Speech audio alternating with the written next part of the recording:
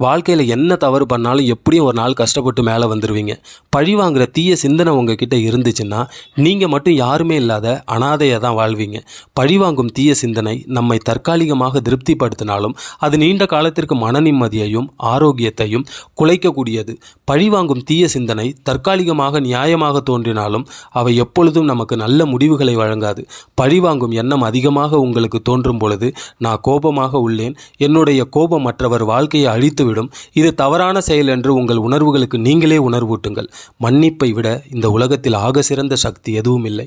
மன்னிப்பு என்பது எதிரிகளை விடுவிப்பதற்கு அல்ல, உங்களை சுதந்திரமாக்க இறைவன் கொடுக்கும் ஆக சிறந்த வாய்ப்பு. பழிவாங்கும் எண்ணம் உங்கள் நேரத்தையும் ஆற்றலையும் வீணடிக்கும், நல்ல உறவுகளையும் உங்களிடம் இருந்து பிரிக்க வழி செய்யும். வாழ்கிறது ஒரு வாழ்க்கை, அடுத்த ஒரு வாழ்க்கை இருக்கா, அதில் நம்ம மனுஷனாக பிறப்போமா, இது எதுவுமே தெரியாது. பிறந்தாச்சு, வாழ்க்கை ஓடிக்கிட்டு இருக்கு.